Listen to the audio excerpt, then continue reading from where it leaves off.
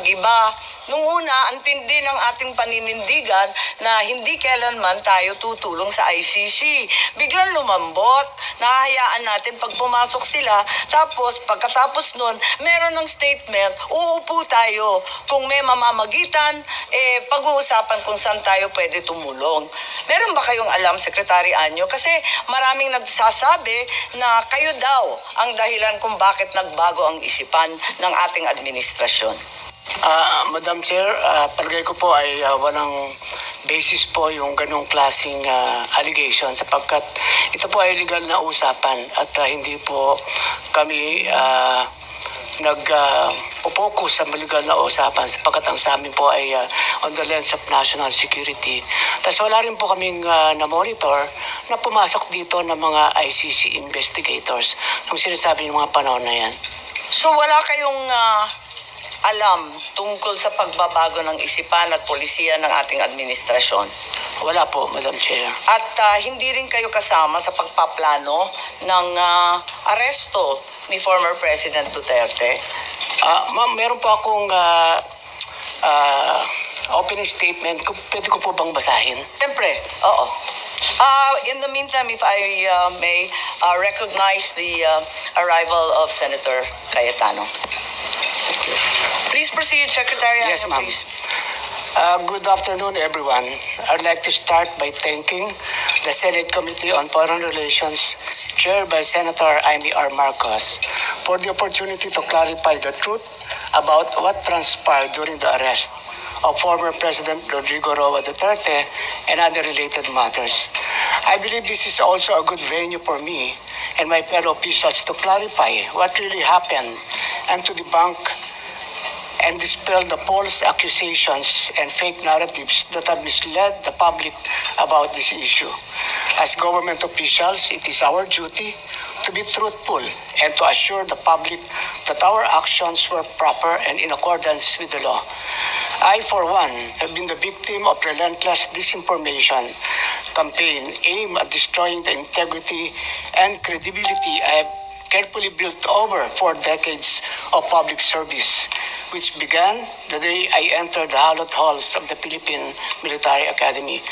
While public officials are not supposed to be thin-skinned, I have rolled with the punches for several days. However, the time has come for me to air my side. Therefore, I am grateful for the opportunity to speak before the Senate and present the truth. As a former member of the cabinet of the Duterte administration, it is also very hard for me to see the former president arrested. I worked closely with former President Duterte for so many years through the most serious crisis the country faced, and we have developed and nurtured a personal friendship. He trusted and respected me in the same way I trusted and respected him, even after our terms ended in 2022. I retired from public service when former President Duterte ended his term. However, the repeated calls for public service came again, and 6 months after my retirement, I was appointed by President Ferdinand Marcos Jr. to be his National Security Advisor. I saw my appointment as a continuation of my service to the Filipino people across different administrations. As a soldier, my loyalty has always been to the Constitution and the chain of command. This has always been my principle when I served as the Commanding General of the Philippine Army under President Noynoy Aquino, then as AP Chief of Staff, and later as Secretary of the Department of Interior and Local Government under President Duterte, and now as National Security Advisor under President Marcos Jr. In its position, I have held under several administrations. I have never played politics. I do not have a political agenda, nor do I have or will I ever have political ambitions. I uphold the same principle in my role as National Security Advisor and Director General of the National Security Council. Thus, I'd like to state for the record that my role was limited to the mandate of my office to assess that the situation does not escalate into a national security concern. The implementation of the ICC warrant is beyond my mandate, and I had no part in it. And may I also state for the record that I am not aware of any core group, nor am I a member of such group that allegedly planned and prepared for the arrest of former President Duterte. In fact, it was only on Tuesday morning, March 11, 2025, that I learned that there was already an Interpol red notice and that the ICC warrant of arrest would be served. There was also no intelligence operation. The former president's presence in Hong Kong, as well as his return to the country, was a public knowledge since it was heavily reported in both mainstream and social media. It is utterly unacceptable and unfair that my name is being dragged into an alleged grand conspiracy. I firmly deny any allegations of a grand conspiracy. In fact, the events in March 11 were spontaneous. As National Security Advisor, I was merely doing my job. However, I face all these accusations against my honor and integrity with firm resolve, knowing that I am on the side of the truth and I was simply doing what I had to do. And in doing so, I upheld the truth, justice, and the rule of the law. Again, my loyalty is always to the country, to the Constitution, and not to any person. Thank you, Madam Chair. Salamat, Secretary Ed. Subalit sa kabila nito, nagsalita po ang ating mahal na Secretary John Vic na ang nagplano po rito, o yung pagkaintindi namin, ang nagplano ay kayo. I would like Secretary Anyo, Secretary Gibot Chodoro, at ang pinangalan, ang Chief PNP, General Marbil. Parang apat yung pinangalanan sa isang interview ng ating Secretary ng DILG. Can I answer that, ma'am? Yes, please, you're recognized. The question was, who planned this? I did not state in any way who planned it. The meeting was of executive privilege. It is a conversation between the president and the ones I mentioned. There were. So what exactly did you say? Ano sinabi po ninyo? They asked me- Pagkaintindi namin, itong apat na pinangalanan ang siyang nagplano. No, ma'am, we're already invoking namin. executive privilege in this matter. Yes. We're invoking executive privilege in this. Yes, already- that's fine, but it's yes. in the interview and it's Yes, ma'am. public. It goes as far as the interview, ma'am. Yes, ma'am. Yes, I'd like to understand. I think your brother was trying to I did not explain state in any what way. he said in the interview, and I'm happy They to asked hear me it. if I planned it. I said it was not me. There were other people in the room, but we did not discuss any plans of any arrest. Saan nanggaling yung mga pangalan na ito? Ma'am, that again is executive privilege. Ma'am, let Pero me explain, ma'am. nandun- Let me nandun explain sa first, ma'am. interview po eh. Yes, yes, At ma'am. liwanag Let eh. me explain first, ma'am. We were discussing rumors of an impending arrival Parang based on... hindi yung ganun ang dating sa amin eh. Ang pagkaintindi that namin, is the whole apat na truth, nagplano. That is what we were discussing rumors. Go ahead, ma'am. Patugtog na lang natin para maintindihan ha. What was and who was really on top of this? Kayo ho ba? Because during the press conference of the president, it was you and the president. Yes. So ikaw ho ba nagplano ng lahat ng ito? Hindi naman. It was a group effort. Secretary Chidoro was there. Secretary Anyo was there too. And the President and I.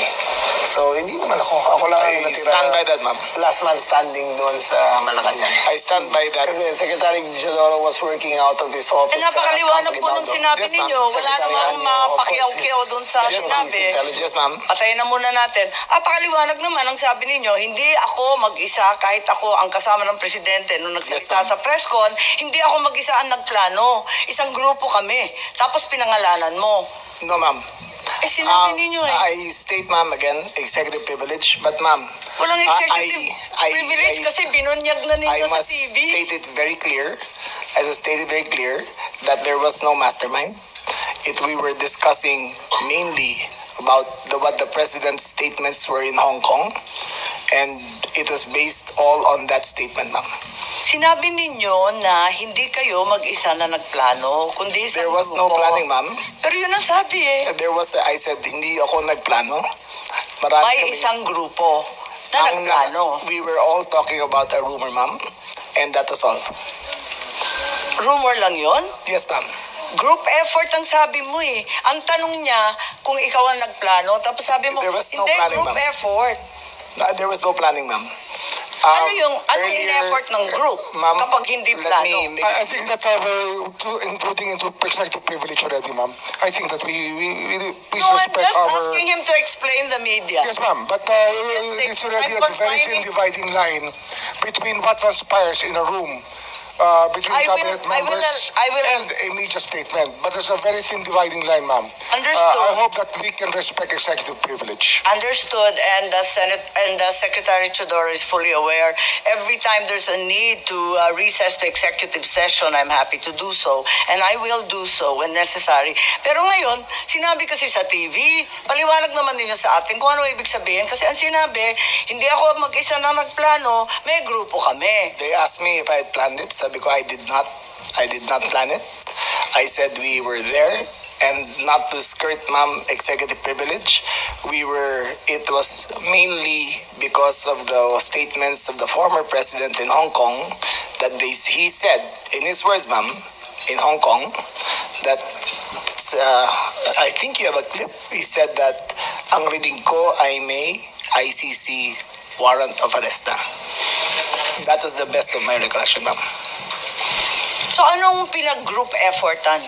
Anong To diniscuss discuss the ng rumor, ma'am. grupo na That again, ma'am, pinangalanan nyo? as far as I will invoke executive privilege, there was no, you cannot plan on a rumor, ma'am. Kaya nagtataka So, ako, again, bakit group effort? Chismis lang naman yun. Chismis nga. Yun Ayun na nga nga, yun. kung chismis, bakit mag-group effort pa? Tapos pinangalanan mo pa lahat na Maraming nag-group marites sa effort. mundo to, ma'am. Labis naman yung marites, dami-daming It marites was a sa amin. discussion of a rumor based on the statement of the president in Hong Kong. Nakakatuwa lang dahil chismis lang pala eh. Bakit sesentensyahan yung tao sa base ng chismis? It was a discussion of a rumor based on the statement of the president in Hong Kong. So you deny that you're part and parcel of the planning and that the other persons you named, hindi rin sila kasali dun sa pagpaplano? Again, ma'am, we were discussing the statement of the former president while he was in Hong Kong, that he said that he said, in his words, ang reading ko ay may warrant of arrest na ako. So that was the only basis of the conversation, ma'am. So ito yung group effort ninyo. Yes, ma'am. Pinagtulong-tulungan ninyo yung isang bahagyang chismis. It was, ma'am, all of that is, again, the statement of the former president, not ours. Okay, so walang kinalaman to. Pero para lamang sa kaprasong chismis, magtitipon-tipon pa yung mga sekretary ng gabinete. Nakakatuwa naman. Call it what you may, ma'am. Walang magawa. Opo, anyway, nabanggit na paulit-ulit itong Interpol, ano? At nabanggit na ng SOJ. At Ma'am, alam naman natin, ma'am, yes if po. I may, since Yes, our Secretary name Chodoro, was, please. O kasi kasali kayo eh. alluded to, the Department of National Defense and the Armed Forces of the Philippines has no law enforcement mandate. Our sole mandate is to give support to the Philippine National Police when it is asked for. And therefore, such ends our jurisdiction. The operation is clearly a law enforcement one, and the Philippine National Police has the power to ask the armed forces to assist. And that is the extent of the participation of my department and the armed forces of the Philippines.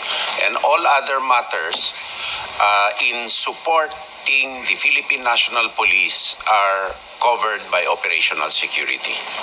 Tama po. Kaya hindi talaga chismis lang to. Meron talagang natanggap. At sinabi rin sa isang interview, alas 3 ng umaga, natanggap na yung notice of arrest nung Martes, March 11. Sinabi naman ni Secretary Remulla na si PNP General Marbil nakatanggap ng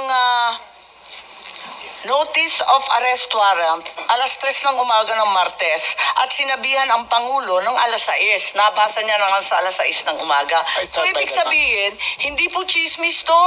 Meron ng notice of arrest warrant. You're Totoo na talking siya. about 2 different days, ma'am. Okay.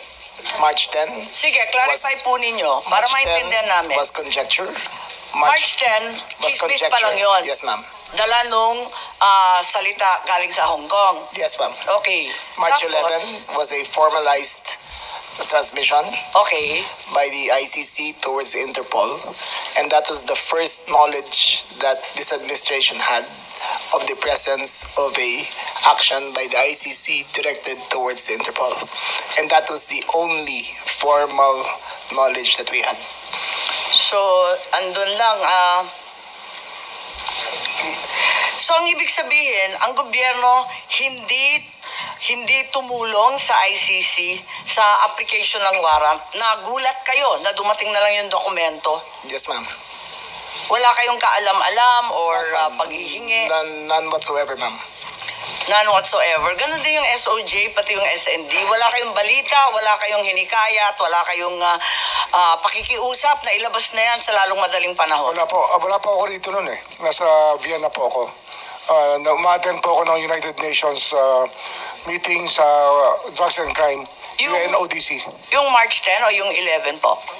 Parehong araw po, wala po ako rito. Ngunit nakikipag-usap ako sa telepono na tinatanong ko yung nangyayari dito sapagkat ang Department of Justice ay involved syempre sa bawat proseso.